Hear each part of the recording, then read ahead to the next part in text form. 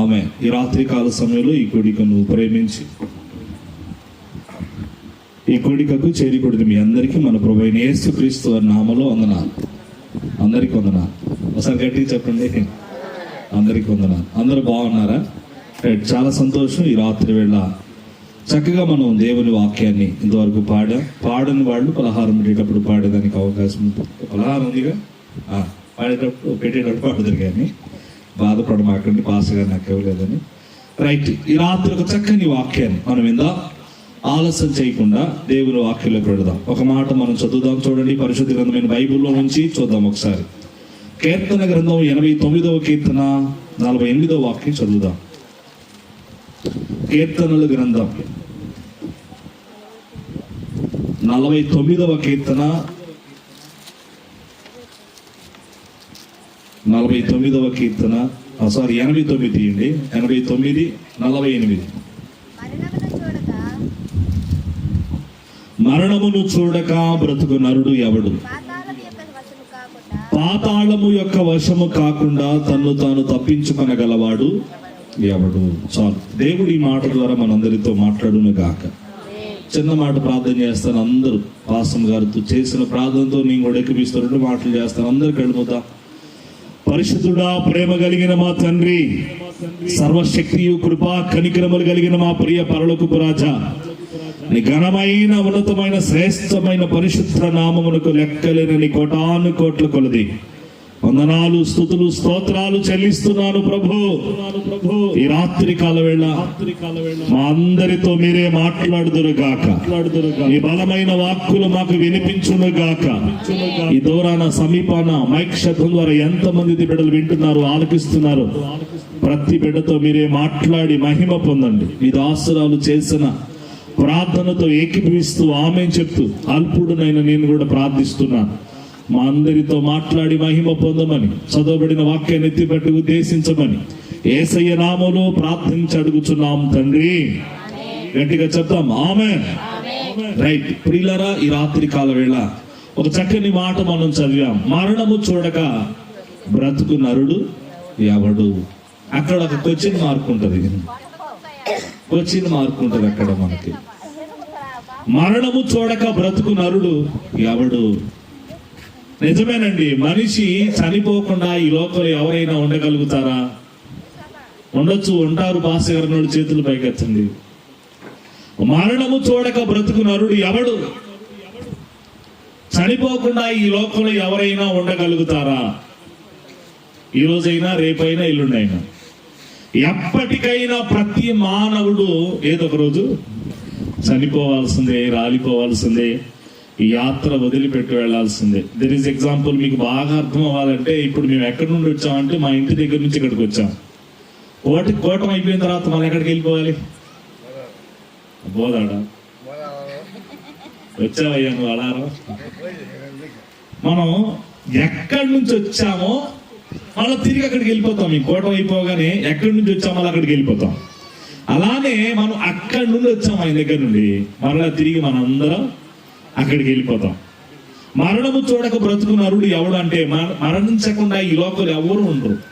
మరణం పలానా వాళ్ళకి వస్తుంది, పలానా వాళ్ళకి రాదు అని అనడానికి లేదు. చిన్నవాళ్ళకి వస్తుంది, పెద్దవాళ్ళకి వస్తుంది, ధనికులకు వస్తుంది, దరిద్రులకు వస్తుంది, పొట్టోడికి వస్తుంది, పొడవాటి వాడికి వస్తుంది, అందరికి వస్తుంది. వయో పరిమితి, రుచి, తారతమ్యాలు ఏమి ఉండవు. మరణం అందరికి వచ్చునని ప్రసంగి గ్రంథం తీయండి ఒకసారి.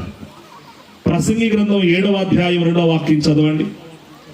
అక్కడ ఒక మంచి మాట అంటాడు జ్ఞాని అయిన సొలొమోను గారు. ప్రసంగి గ్రంథం 7:2 చదువునా? ఏలయనగా చదువు అంతే. విందు జరుగుతున్న ఇంటికి వెళ్ళుడి కంటే ప్రలాపించుచున్న వారి ఇంటికి పోవుట మేలు. ఏలయనగా, ఆ మాట పట్టుకోండి, ఏలయనగా మరణము ఇందాకలే మరణము చూడక బ్రతుకు నరుడు ఎవడు అన్నాడు. అంటే మరణం అందరికి వచ్చునని 7వ అధ్యాయం ప్రసంగి గ్రంథంలో సొలొమోను చెప్తున్నాడు. మరణము చూడక బ్రతుకు ఉన్నారు ఎవరైనా? మరణము రుచి చూడక బ్రతికే నరుడెవడు? కలకాలమి లోకములో ఉండే స్థిరుడెవడు ఉన్నారు ఎవరైనా? మరణం రుచి చూడకుండా ఎక్కడే కూర్చొని ఉండేవాళ్ళు ఎవరైనా? ఎవరు ఉండరు. 2 వచనం మీకు చూపించా. మరణం చూడక బ్రతుకున్నాడు ఎవడు ఈ లోకంలో ఉన్నాడు. 2వది, ఏలయనగా మరణం అందరికీ వచ్చును, మరణం అందరినీ పలకరిస్తుంది, మరణం అందరినీ తలుపు తడుతుంది. నాకు డౌట్ వచ్చిందండి 2 వచనాన్ని బట్టి. అసలు మనిషి ఎందుకు చనిపోతున్నాడు? పెద్ద ప్రశ్న. మనిషి ఎందుకు చనిపోతున్నాడు దేవా? మరణము చూడక బ్రతుకు నరుడు ఎవడు అన్నాడు. అందరూ చచ్చిపోతారు. దాని అర్థం ప్రసంగి 7వ అధ్యాయం ఏమన్నాడంటే ఏలయనగా మరణం అందరికీ వచ్చును. ముందు వెనక మన ఒక మా ఇంటి దగ్గర కూర్చొని అది ఇదని మాట్లాడుతూ ఉంటది. ఇక ఏం లేదు, ఇక్కడ మంచు వేస్తే ఇక్కడ కూర్చోండి, అక్కడ మంచు వేస్తే అక్కడ కూర్చోండి, అక్కడ చేస్తే అక్కడ కూర్చోండి. నుజులే అని చచ్చిపోయి నేను ఉంచాడు, పొరపాటు లేదు, నేను చంపేస్తాను. మా తాతోడు అన్నయ్య భార్య, నేనే నిన్ను చంపేస్తాను, నువ్వు కూడా వస్తావుకయ్యా, నువ్వు కూడా వస్తావు కానీ వెనక నేను ముందు పోతాను వెనక వస్తావు, ఏముంది అడా అని అంటుంది ఆమె. అందరూ వెళ్ళిపోవాల్సిందే. నేనేమంటాను ఈ రాత్రి, అసలు మనిషికి మరణం చావు ఎందుకు వస్తుంది? పెద్ద ప్రశ్న. మనిషి ఎందుకు చనిపోతున్నాడు? బైబిల్లోని మీకు కొన్ని వచనాలు చూపిస్తా చూడండి ఒకసారి. మత్తయి సువార్త 15వ అధ్యాయం తీయండి. మత్తయి సువార్త 15వ అధ్యాయము 4వ వాక్యం చదువుదాం. త్వరగా తీయండి, చదవండి నాన్న. తల్లి దండ్రులను గణపరచమనియు, బాగా వినండి ఆ వచనం చూడండి. తండ్రినైనను తల్లినైనను దూషించువాడు తప్పక మరణము నొందును. అమ్మా ఈ మాట బాగా విన్నారా? ఏం చదివించాం మనం ఇప్పుడు? ఏమో తీసారా వచ్చిన మత్తయి సువార్త? అందరు తీయండి ఆ వచనం చూడండి, చాలా విలువైన మాట. మనిషికి మరణం ఎందుకు వస్తుంది అంటే ఈ వచనం చూడండి ఒకసారి. మత్తయి సువార్త 15వ అధ్యాయము 4వ వాక్యం మనం చదివాం. తల్లిదండ్రులను గణపరచమనియు, పిల్లలైన వాళ్ళు తల్లిదండ్రులు ఏం చేయాలి? అమ్మ ఏం చేయాలి? పిల్లలైన వాళ్ళు తల్లిని తండ్రిని ఏం చేయాలి? మా నాన్న ఎలాంటి వాడు తెలుసా? మా అమ్మ ఎలాంటిదో తెలుసా? అమ్మని నాన్ని ఘనపరచాలి. ప్రభు చెప్పాడు అది, నన్ను ఘనపరిచే వారిని నేను తప్పకుండా ఘనపరుస్తాను. ఇంకొక మంచి మాట చెప్తానండి రాత్రి. పిల్లలకి ఏం చెప్పాడంటే తల్లిదండ్రులైన వారిని ఘనపరచండి అంటే, చాలా మంది పిల్లలు తల్లిదండ్రులైన వారిని ఏం చేస్తారు తెలుసా? అక్కడ చదువు, తల్లినైనను తండ్రినైనను దూషించువాడు తప్పక చనిపోతాడు. నేను చెప్పట్లేదు తల్లి, మీకు వందనాలు చెప్తున్నా. వాక్యం చెప్తుంది, లేఖనం చెప్తుంది, వచనం చెప్తుంది. పిల్లలైన వాళ్ళు, కుమార్తెలైన వాళ్ళు, కుమారులైన వాళ్ళు, తమ్ముడు చెల్లి ఎక్కడున్నా వింటున్నా, అమ్మని నాన్నని ఏం చేయాలంటే వారిని గణపరచాలి. చాలా మంది అమ్మా నాన్నని దూషిస్తూ ఉంటారు. నీ కడుపు నేను చెడగొట్టానంటాడు ఒక్కొక్కడు, మారిపోను గాక. అమ్మని నాన్నని ఏం చేయాలి తెలుసా? గణపరచాలి. చాలా మంది తల్లిని తండ్రిని ఏం చేస్తారంటే దూషిస్తారు. ఏం చేస్తారంట? నేను చెప్పే మాట కదా, వాక్యమే చెప్తుంది.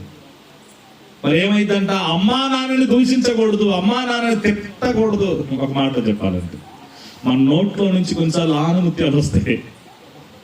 మన నోట యేసయ్య మాట వచ్చును గాక, మన నోట యేసయ్య పాట వచ్చును గాక. ఆమేన్ చెప్పండి గట్టిగా.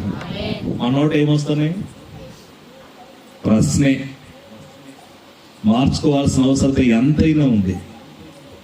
ఈ రాత్రి నా ప్రియులారా, చాలా మంది పిల్లలు తల్లి తండ్రులను దూషిస్తున్నారంట. అమ్మా నాన్నని తిడుతున్నారు, అమ్మా నాన్నని దూషిస్తున్నారు. వాడి గురించి ఏం రాయబడిందో తెలుసా? ఆ పిల్ల గురించి ఏం రాయబడిందో తెలుసా?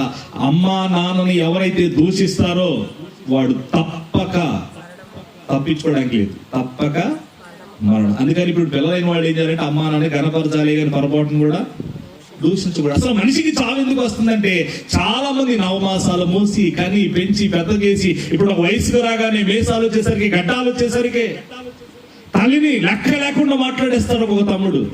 తండ్రిని లెక్క లేకుండా ఒకడు రే అంటున్నాడు. ఎవరినంటే వాళ్ళ నాన్నని.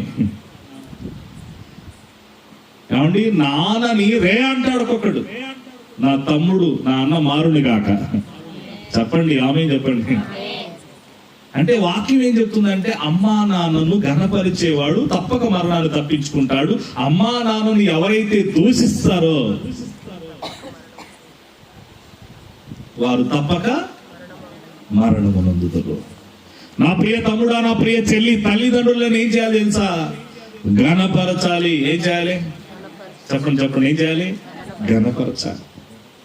కొన్నిసార్లు నేను అనుకుంటానండి, ఒకవేళ మా అమ్మ మా నాన్న ఉంటే వాళ్ళని నేను ఎంత ఘనపరిచేవాడిని, ఎంత ఘనత వచ్చేది. అప్పుడప్పుడు మా ఊళ్ళో మా ఊరు వాళ్ళు, మా అమ్మమ్మ ఊరు వాళ్ళు అంటా ఉంటారు, ఇప్పటికి మీ అమ్మ మీ నాన్నుంటే మిమ్మల్ని చూసుకుని ఎంత మురిసిపోయేవాళ్ళయ్యా అని.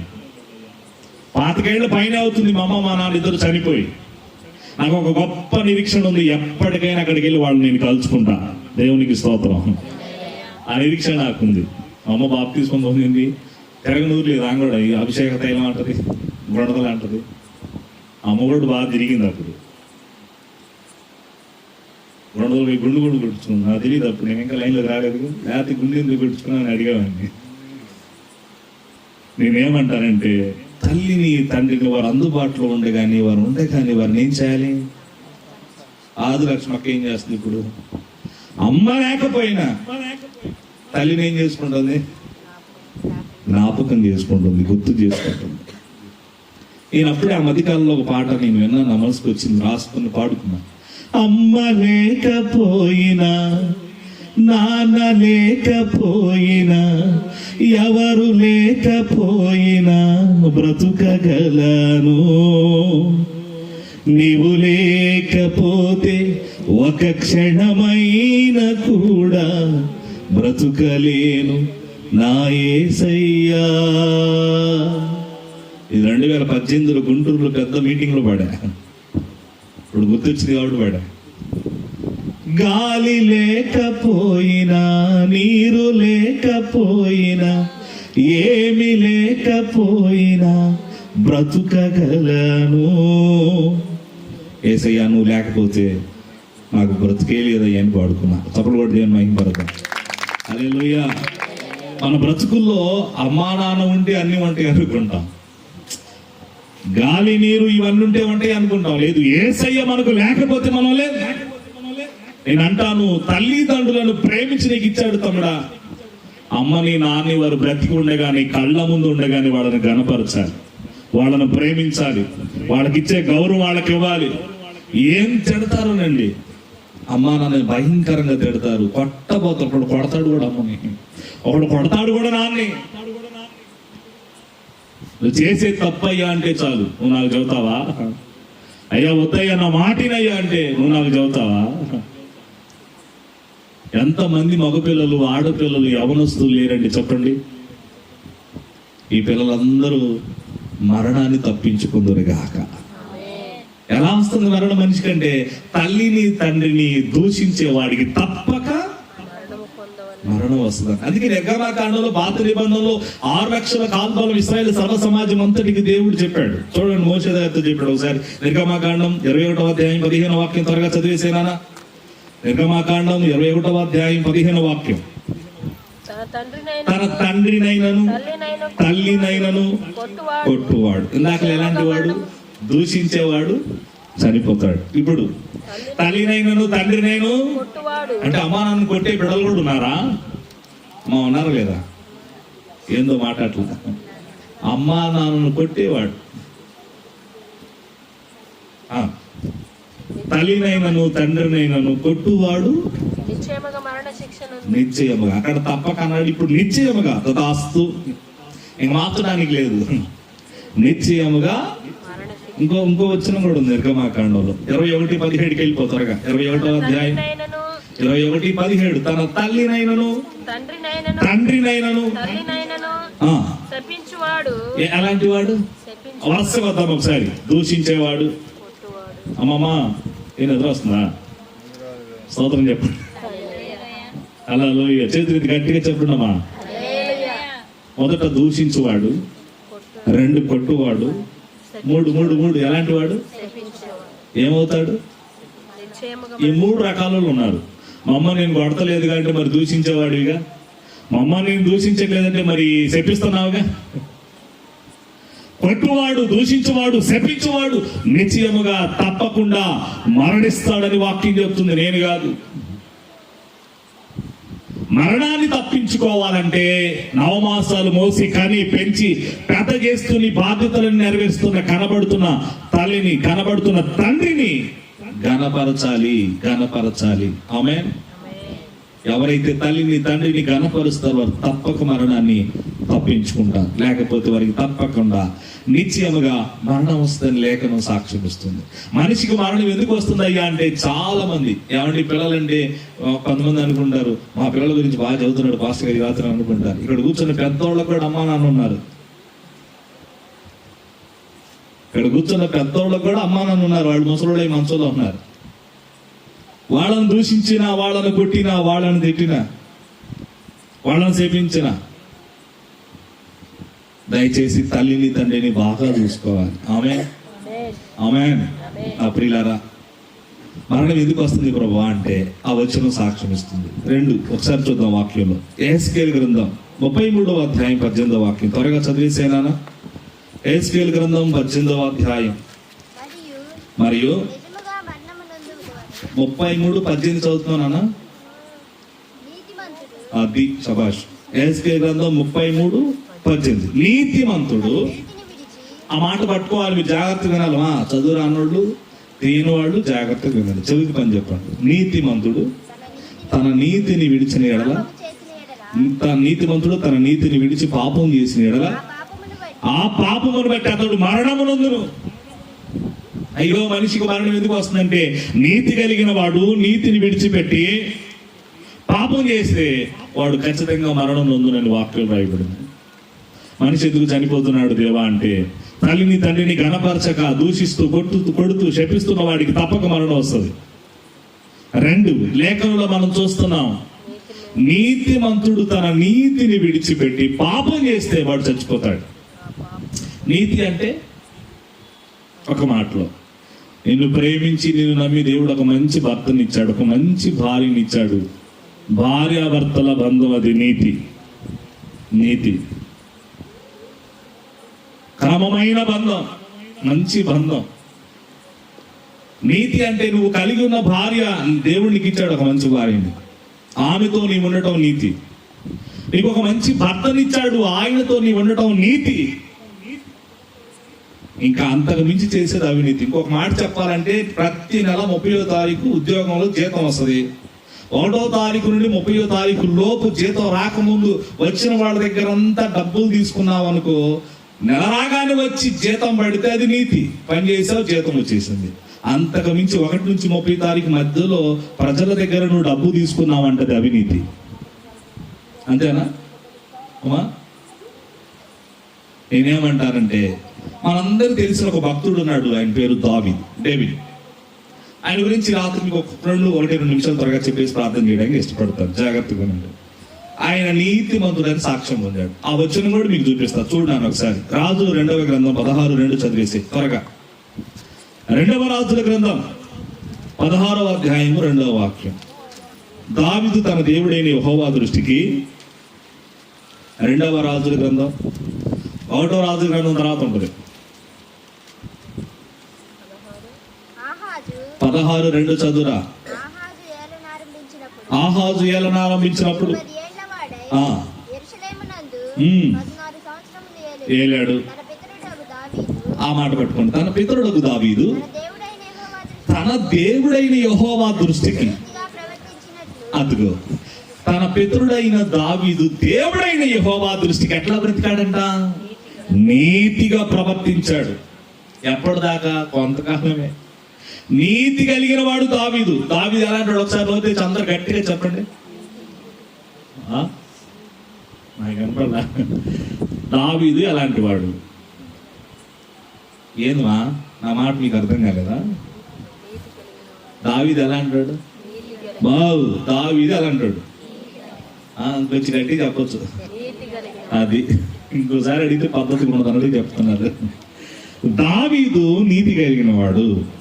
లేఖనంలో మనం చూసాం, రాజుల 2వ గ్రంథంలో 16:2 అంటాడు, దావీదు తన పితరుల దేవుడైన యెహోవా దృష్టికి నీతి కలిగి ప్రవర్తించాడు.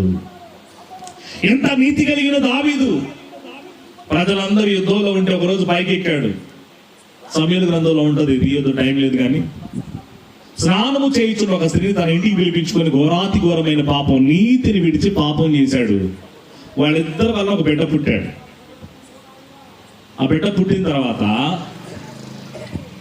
జబ్బు వచ్చింది, చావు బ్రతుకుల మధ్య ఉన్నాడు. ఇప్పుడు దావీదు ఏం చేస్తాడు తెలుసా? రాజవస్త్రాన్ని తీసివేసి గోనెపట్ట ధరించి బోడిద చల్లుకొని ఉపవాసించి ప్రార్థన చేస్తున్నాడు. ఫాస్టింగ్ ప్రేయర్, ఉపవాస ప్రార్థన చేస్తున్నాడు. దేవా, అయ్యా నా బిడ్డ చావు బ్రతుకుల మధ్య ఉంది, ఈ బిడ్డను బ్రతికించయ్యా ప్రార్థన చేస్తా ఉన్నాడు దావీదు.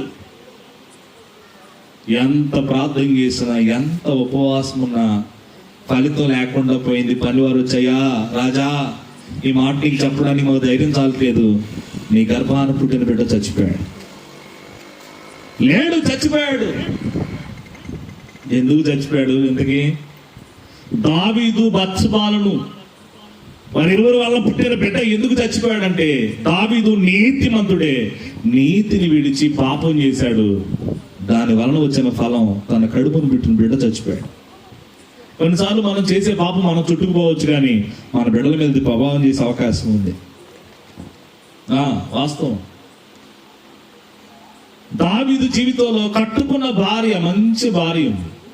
సమాజం ఇప్పుడు చూస్తున్నామండి, 11 అయినా 12 అయినా ఫోన్ ఆగట్లా. ఈ ఫోన్లు వచ్చిన కాడ నుంచి పాపం ఇంకా ఎక్కువైపోయింది. ఇప్పుడు అవి వచ్చి మళ్ళా ఫోన్ ఇట్లా పెట్టుకుంటే చాకరి అవుతుంది, ఈ చెయ్యి నొప్పి పడుతుంది, భుజం నొప్పి పడుతుంది, చెవి దగ్గర ఇట్లా పెట్టుకుంటే. వైర్లు లేని అవి వచ్చినాయి ఇప్పుడు. అవి చెవుల్లో పెట్టుకుంటారు, అవి దూదులు పెట్టుకున్నట్టు పెట్టుకొని బాలింతలు కనుక బాలింతలు పెట్టుకుంటారు దూదులు. ఏంటంటే కనపడకూడదు, మళ్ళీ అదే బారుకుంటుందేమో అని చెవుడు వస్తే ఇబ్బంది అవుతాం. లోపల చిన్న మెదడు కర్ణవేరి మొత్తం ఎంత ఇబ్బంది పడుతుంది, చెవులు కనపడు అందలాడే. హలో అంటే హలో, అట్లయితే పరిస్థితి. చెవులుండి చెవిటి వాడనై నీ స్వరమును విననై తిననై నా యేసయ్యా. దేవుడు మంచి చెవులు వచ్చి వినయ్య అంటే మనం ఏం వింటాం? ఒకడా ఊగుతున్నాడట, వాడేదో జబ్బుండి ఊగుతున్నాడు అనుకున్న దగ్గర పోతే చెవులు అవి ఉన్నాయి. ఏం చేస్తున్నారు అయ్యి అంటే పాటలు వింటున్నాడు అన్న. అట్లా అవి మోగుతుంటే వీడు ఎగురుతూ ఉన్నాడు. మాట్లాడినట్టు కనపడకుండా మాట్లాడే వాళ్ళు చాలా మంది ఉన్నారు. నెంబర్ దాచిపెట్టవచ్చు, మాట్లాడే అవతల వ్యక్తిని దాచిపెట్టవచ్చు. నువ్వు చేసే పాపం ఒకరోజు బయటపడుద్ది. స్తోత్రం చెప్పండి. దావీదు బెత్షెబా చేసిన పాపం బయటకు రాలేదా? నీతిమంతుడే, నీతిని విడిచిపెడితే చేసిన పాపం బయటపడింది. కడుపును పుట్టిన బిడ్డ చచ్చిపోయేదండి దావీదు చేసిన ఘోరాతి ఘోరమైన పాపం వల్ల. నా ప్రియులారా, ఈ రాత్రి నీతిమంతుడు నీతిని విడిచిపెడితే తప్పక మరణిస్తాడని లేఖనం చెప్తుంది. దేవుడు ఆకాశం నుండి భూలోకాన్ని తొంగి చూచాడట. ఆదికాండం 7వ అధ్యాయం తీయండి ఒకసారి, చదువునా త్వరగా. ప్రారంభ వాక్యం. నేను చెప్పేది ఎంతమందికి అర్థమవుతుందో, అర్థమయ్యేవాడు చేయొద్దండి ఒకసారి.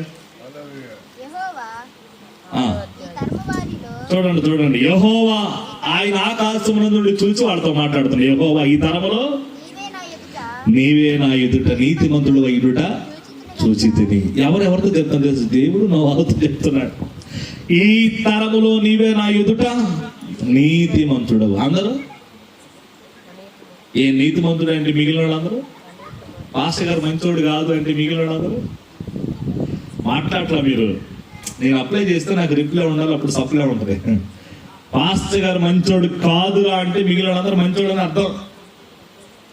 స్తోత్రం, అవునా కదా? నేనేమంటానంటే ప్రియులారా, ఆ తరంలో నోవాహు ఒక్కడే దేవుని కళ్ళకు నీతిమంతుడిగా కనపడ్డాడు. మరి మిగిలిన వాళ్ళంతా అనీతిమంతుడు. సంఘం ఓడకు సాదృశ్యం, నోవాహు దైవదాసులకు సాదృశ్యం.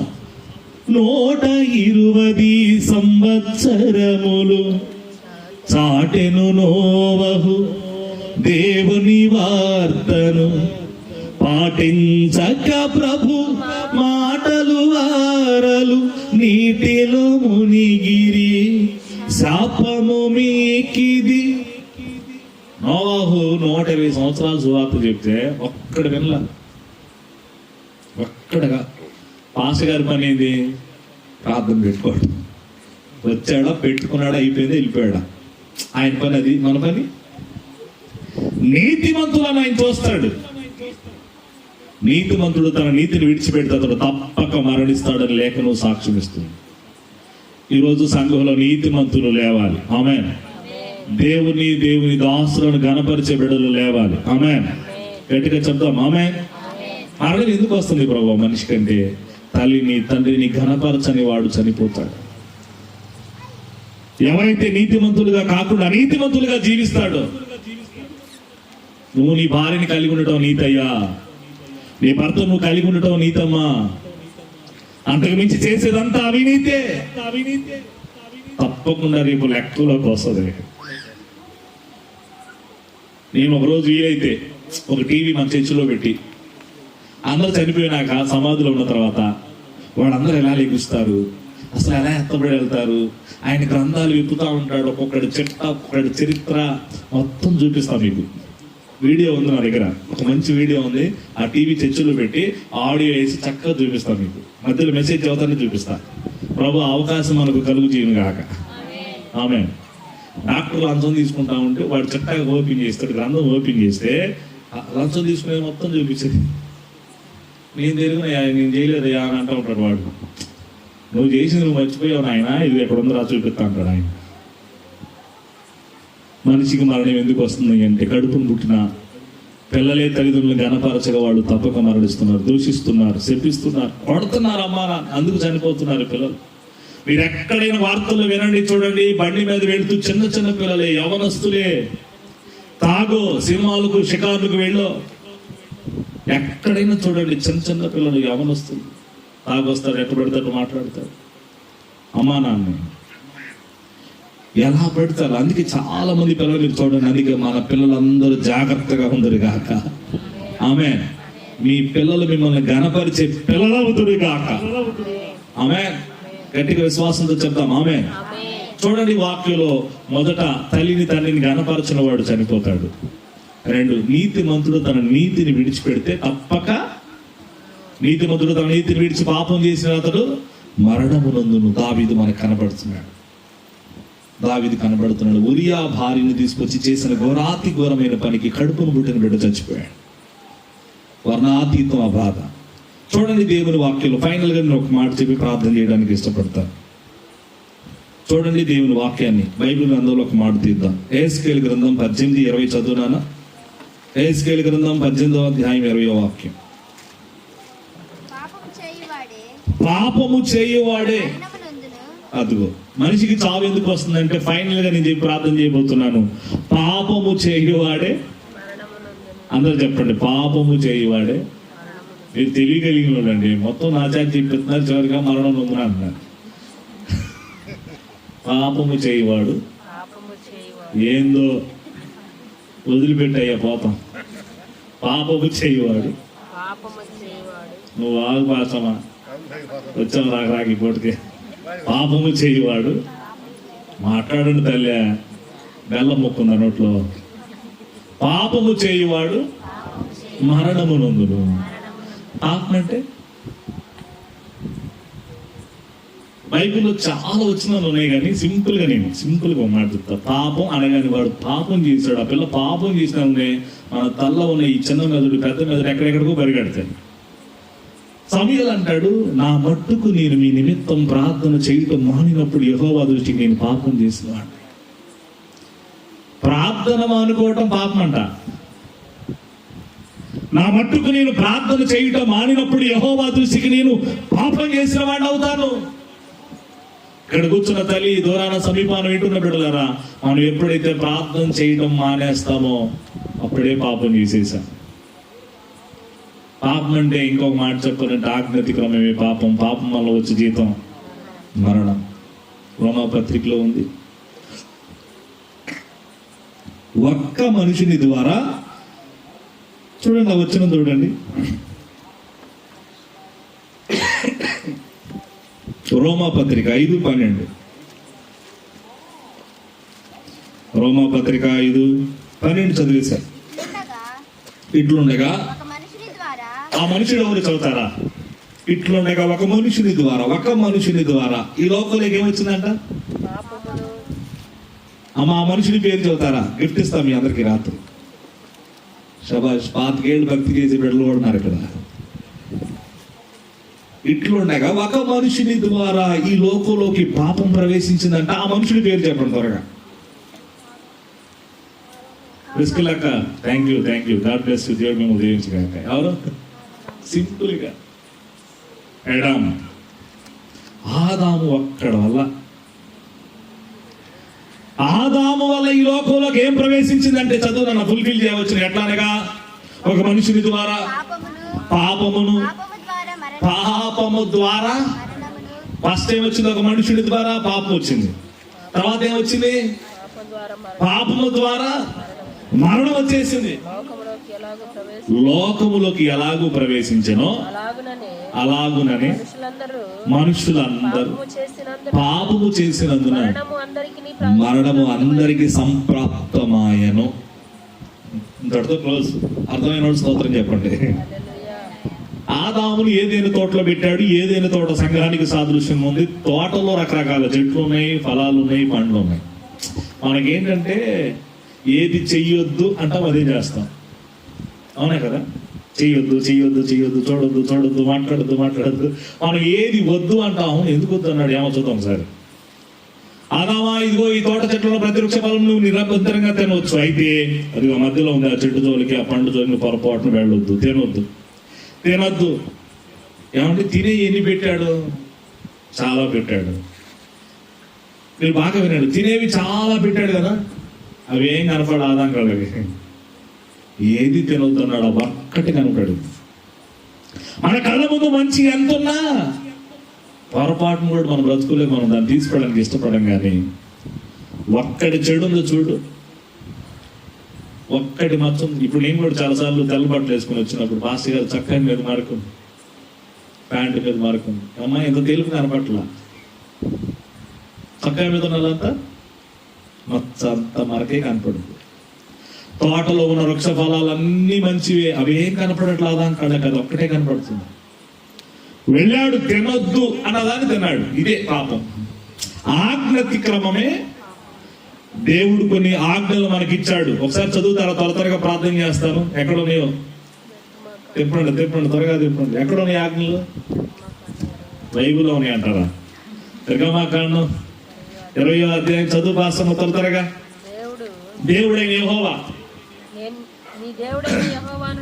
నేనే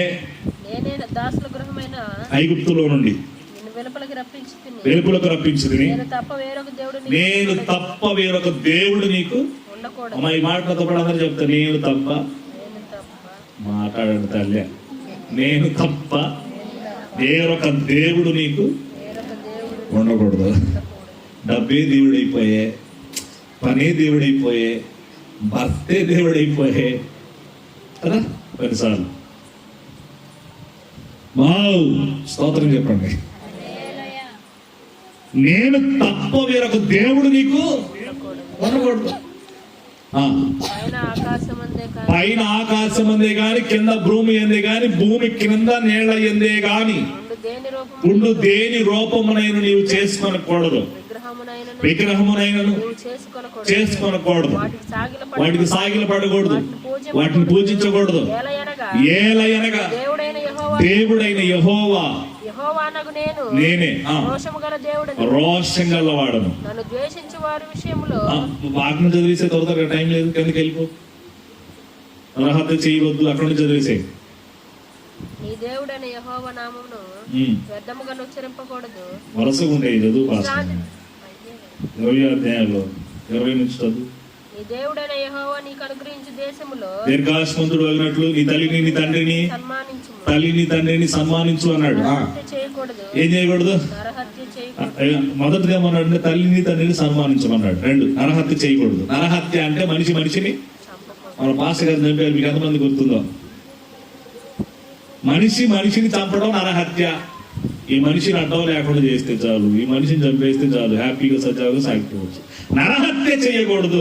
3వది వ్యభిచరింపవద్దు, దొంగతనం చేయొద్దు, పొరుగువాని మీద నీ పొరుగు వాని మీద అబద్ధ సాక్ష్యాలు పలుకకూడదు. పలకకూడదు, నీ పొరుగువాని ఇల్లు నీ పొరుగు వాని ఇల్లు ఆశించకూడదు, పొరుగువాని భార్యనైన నీ పొరుగు వాని భార్యనైనను దాసునైనను దాసినైనను దాసినైనను దాసుడునైనను దాసినైనను అతని ఎద్దైనను అతని ఎద్దైనను. అతని గాడిదనైనను మన ఆయన కూడా భాష గారే, ఆయన వేరే చోట పరిచయం చేస్తూ ఉంటాడు.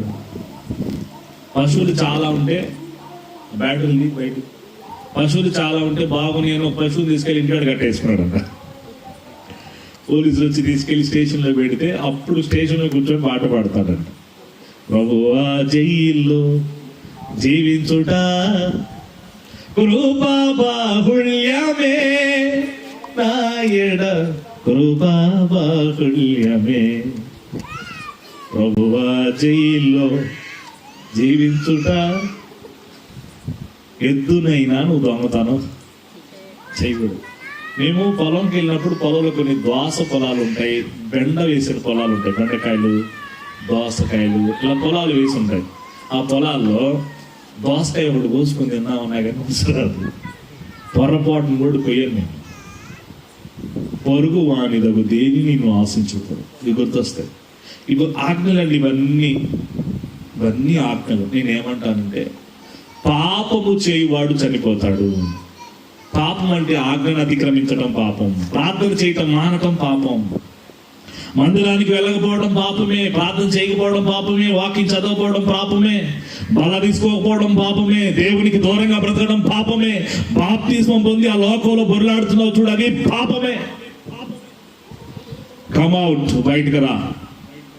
లేకపోతే ఎప్పుడు మరణం ఎక్కడ ఎలా ఎవరిని ఎలా పలకరిస్తుందో పొరపాటును కూడా మనకే తెలీదు. అన్నప్పుడు దొంగలు వస్తాడు ఆయన, ఆయన పనే అది. వాళ్ళ ఆవిడ ఉండేది, ఆ ముసలావిడ ఎంత కూడా పట్టించుకోదు, ఆయన ఎంత కూడా పట్టించుకోదు. ఆమె అనేది ఎప్పుడు చేస్తాడు ఎప్పుడు చేస్తాడు. లోపల పైకి కొన్నిసార్లు మాతో కూడా అక్కడక్కడ కొంతమందితో అంటా ఉంటే వాళ్ళు చెప్తా ఉంటారు. చచ్చిపోయినాకు వచ్చి ఆయన ఎలా చచ్చిపోయాడు తెలుసా? కరెక్ట్గా కోవిడ్ టైంలో చచ్చిపోయాడు, కరోనా టైంలో. వింటున్నారా? కరోనా టైంలో చచ్చిపోతే ఆయన ఇంటికి కూడా తేకుండా హాస్పిటల్ నుంచి అలా సమాధి దొడ్డికి తీసుకెళ్ళి సమాధులు కొంట కూడా మిషనే, బాడీని తీసి కూడా మిషనే లోపలేసేది. ఇప్పుడు చూడండి, ఎవరైనా చనిపోతే భద్రంగా తాడుతో చక్కగా దించుకుంటూ పెడతారు. జాగ్రత్త, చిన్నగా జాగ్రత్త చిన్నగా. కరోనా టైంలో చూడాలా, కాళ్ళతో మనిషిని తన్నారు, కొంటలోకి కాళ్ళతో తన్నారు, చేతులు గుడ్డలతో అలానే ఇసిరేశారు మనుషులు కొంటల్లోకి.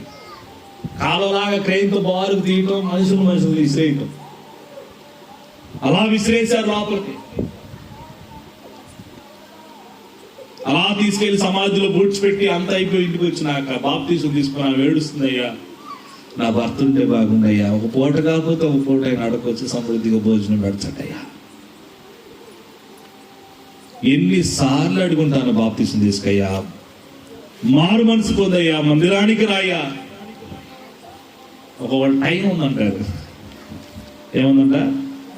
బైబిల్ ఏం చదువుతుంది? సమయం చెప్పండి, సమయం లేదు. అపవాదికి తెలుసు అంట సమయం కొంచెమేనని, వాడు ఎరిగి త్వరగా వస్తున్నాడు. వాడికి సమయం కొంచెమేనని వాడికి తెలిసినప్పుడు మనకు తెలియట్లా. నాకు టైం ఉంది ఫాస్ట్ గా, ఇప్పుడు కాదులే, నేను దాని నుండి కాదులే, ఇప్పుడు కాదులే, వస్తాలే, చూస్తాలే, మారుతాలే. ఇంకెప్పుడండి? నాకు ఇది ఎప్పుడూ అర్థమైపోయింది. 13 ఏళ్ల క్రితం నాకు అర్థమైపోయా, నాకు బాప్తిజం కావాలని బాప్తిజం ఉంది. చాలా మందికి బాప్తిజమాలు ఇచ్చేటట్టు ప్రభు నన్ను చేశాడు. ఆమేన్. నా ప్రియులారా, ఈ రాత్రి నీ ప్రేమతో చెప్తున్నాను, పాపం చేయవాడే మరణమునందును లోకంలో పాపం సంప్రాప్తమై విస్తరించి వ్యాపించిందని పరమాత్ముడే పరిశుద్ధుడే ఈ లోకానికి వచ్చి బలిగా అర్పణగా యజ్ఞ పశువుగా ఆయన వధ పొంది సమస్త మానవాళి ప్రజల పాప పరిహారార్థమై రక్తం కార్చి ప్రాణం పెట్టి ఆయన మనందరి కోసం చనిపోయి సమాధి చేయబడి తిరిగి లేచాడు. కోడ రక్తము, మేకల రక్తము, ఎడ్ల రక్తము చిందిస్తే మానవుడి పాపం పోదని పరిశుద్ధుడే మన కోసం ఈ లోకానికి దిగొచ్చి తన విలువైన రక్తాన్ని, మనం పాడతాంగా, విలువైన రక్తము సిలువలో కార్చి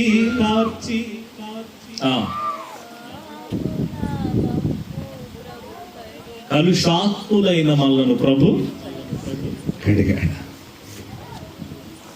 ఆ ప్రియులారా, ఈ రాత్రిని ప్రేమతో చెప్తున్నాను, పాపం చేస్తే చనిపోతాం. పాపం చేయకుండా బాప్తిసం పొంది కూడా పాపాలు చేస్తున్నాం. Be careful in your life. చాలా జాగ్రత్తగా ఉండాలి నా జీవితం. పాపం చేయువాడే మరణిస్తాడు, పాపం చేయువాడే చనిపోతాడు. బ్యాటరీ తీసాడా వీడు? దేవునికి స్తోత్రం చెప్దాం. రేపు బ్యాటరీ లేరా, రా నీ దగ్గర పెట్టుకుంటే అట్లా. నేను ముగిస్తున్నానండి, అయిపోయింది. మొదట, తల్లిని తండ్రిని కొట్టువాడు, శపించువాడు, దూషించేవాడు చనిపోతాడు. 2, నీతిని విడిచి పాపం చేసేవాడు చనిపోతాడు. 3, చెప్పండి, పాపం చేయువాడే, చెప్పండి, పాపం చేయువాడే మరణము నందును. పాపం చేసేవాడు చనిపోతాడు. యేసు ప్రభు ఫైనల్ ఒక మాట చెప్పాడు, నేను పరిశుద్ధుడిని కనుక మీరు ఎలా ఉండాలి? చెప్పండి చెప్పండి, ఎలా ఉండాలి? మనం ఎలా ఉన్నాం మాట్లాడుకుందాం. ఆయన పరిశుద్ధుడు కదా, మనం ఎలా ఉన్నాం? ఒక్కసారి సింపుల్గా అయిపోయింది. ఆదిమ్మ గారు చచ్చిపోయి కూడా ఈ రాత్రి మనతో మాట్లాడుతుంది చూడండి. ఆమె ఎప్పుడో చచ్చిపోయింది పాపం. ఎన్ని సంవత్సరాలు అయిందన్న? 2 సంవత్సరాలా? 2 ఏళ్ళు. ఆమె చనిపోయి కూడా ఇప్పుడు మనతో మాట్లాడుతుంది. లేకపోతే ఈ మాటలు ఎలా? ఆమె చనిపోయింది కానీ ఇప్పుడు ఆమె ద్వారా ఈ కూడిక, ఈ మాటలు. ఆయన పరిశుద్ధుడు, మనం ఎలా ఉన్నాం? వాళ్ళు అడిగే వాళ్ళయ్యా, వాళ్ళు అట్టాటోళ్ళయ్యా, ఇట్టాటోళ్ళయ్యా, పక్కన వాళ్ళు వీళ్ళందరూ చెబుతూ ఉంటారు. వాళ్ళు తిరుగుతుంటారయ్యా, వాళ్ళు తగాదులోళ్ళయ్యా, వాళ్ళు అట్టాటోళ్ళయ్యా, ఎట్టాటోళ్ళయ్యా. నీకు తెలియదయ్యా బాబా, ఆయన పరిశుద్ధుడు. మరి ఆయన పిల్లలమైన మనయ్య గవర్నమెంట్ ఎంప్లాయ్, ముగిస్తున్నా, మనయ్య గవర్నమెంట్ ఎంప్లాయ్. మనయ్య కొడుకుని ఏం చేయాలనుకుంటాడు? ప్రార్థన చేస్తా త్వరగా. మనయ్య గవర్నమెంట్ ఉద్యోగి, మనయ్యకు ఒక కొడుకున్నాడు. మనయ్య కొడుకుని ఏం చేయాలనుకుంటాడు? నా ఉద్యోగం నా కొడుకు రావాలని ఆశపడతాడు. తెలిసి ఎగ్జాంపుల్, నాకు ఒక కొడుకు ఒకవేళ ఉంటే నేను కూడా ఏం చేయాలనుకుంటానండి? నేనేం చేయాలనుకుంటాను? నా కొడుకు గవర్నమెంట్ ఉద్యోగం రావాలనుకుంటాను. మనం కూడా ఆయన పిల్లలం, ఆయన పరిశుద్ధుడు. ఆయన పిల్లలమైన మనం కూడా ఆయన ఎలా ఆశపడుతున్నాడు తెలుసా? నేను పరిశుద్ధుని కదా, నా పిల్లలు కూడా పరిశుద్ధులు అవ్వాలి. ఆమేన్. నీ రూపము నేను కోల్పోయినా,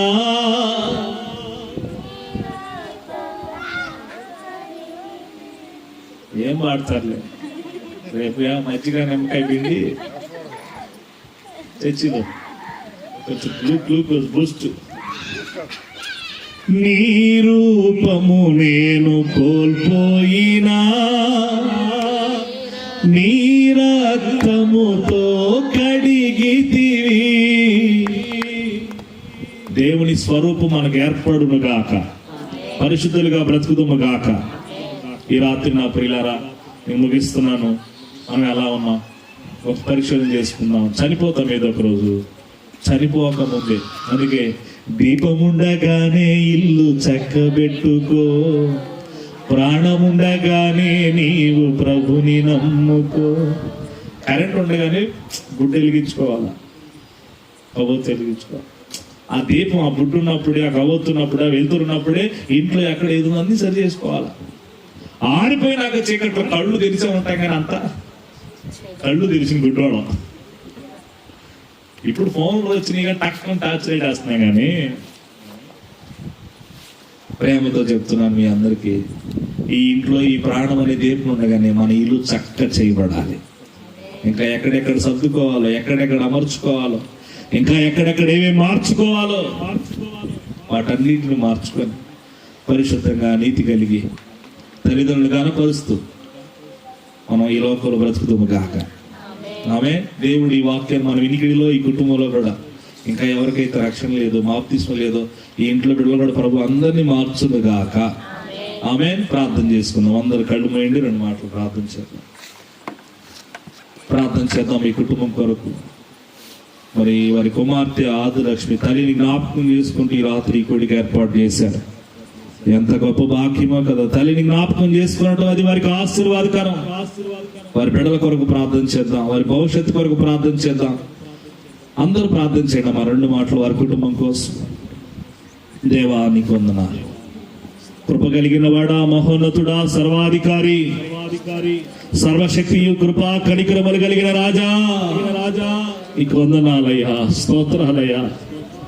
ఈ రాత్రి మీరు మాట్లాడిన ప్రతి మాట కొరకే వందనాలు అయ్యా. ఎవరైతే తల్లిని తండ్రిని కొడతాడో, దూషిస్తాడో అయ్యా ప్రభు, అవమానపరుస్తాడో వాడు తప్పక మరణిస్తాడని వాక్యం రాయబడింది.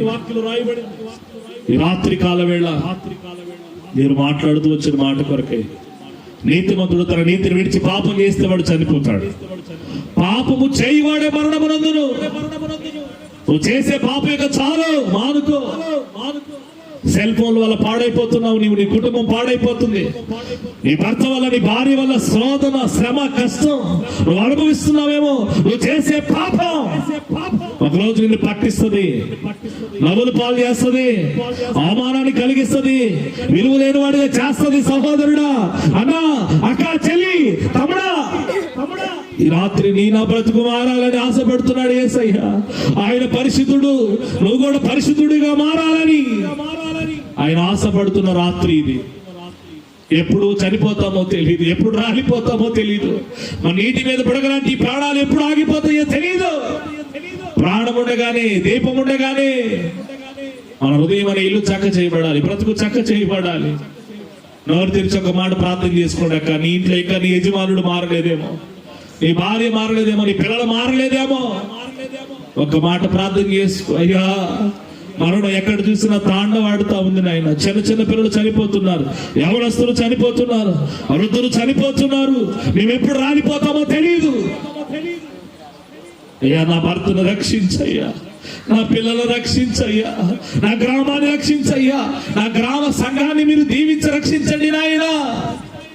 ఈ ప్రాంతంలో ఏ ఒక్కరు నశించకూడదయ్యా. ఒక మాట ప్రార్థన చేసుకొని ముందు కొనసాగుదాం. ప్రార్థన చేద్దాం. పరిశుద్ధుడు అయిన, ప్రేమ కలిగిన మా ప్రియ పరలోకపు తండ్రి, నీ ఘనమైన, ఉన్నతమైన, శ్రేష్టమైన పరిశుద్ధ నామమునకు లెక్కలేనని కోటాను కోట్ల కొలది వందనాలు, స్తుతులు, స్తోత్రాలు చెల్లిస్తున్నా. దయగలిగిన రాజా, ప్రేమ కలిగిన దేవానికి స్తోత్రాలు. ఈ రాత్రి వేళ మీరు మాట్లాడుతూ వచ్చిన మాటల కొరకే వందనాలు. 2 సంవత్సరాల క్రితం అయ్యా ఆదిమ గారి లోకంలో అందరితో తిరుగుతూ సంచరిస్తూ మాట్లాడుతూనే ఉంది. ఊహించిన మరణం ఆమెను పలకరించింది, వెళ్ళిపోయింది. ఈ లోకంలో ప్రయాసలు మాని ఎక్కడ నెమ్మది పొందుతుంది, విశ్రాంతి పొందుతుంది నాయన. ప్రభా, దయతో జ్ఞాపకం చేసుకోండి, కృప చూపండి, కుటుంబాన్ని ఆదరించండి. వారి ప్రియ కుమార్తె ఆదిలక్ష్మి గారిని బట్టి వారి కుమారుడు అయ్యా కుమార్తెల కొరకై స్తుతిస్తున్నాను. ఈ కుటుంబానికి దీవెన కలుగును గాక, రక్షణ కలుగును గాక, మేలు జరుగును గాక. అద్భుతం చేసి కృపతో నింపి కనికరించమని ప్రార్థిస్తున్నా. మేలు చేయండి. దయగలిగిన మా స్వామి, ప్రేమ కలిగిన మా తండ్రి, సర్వా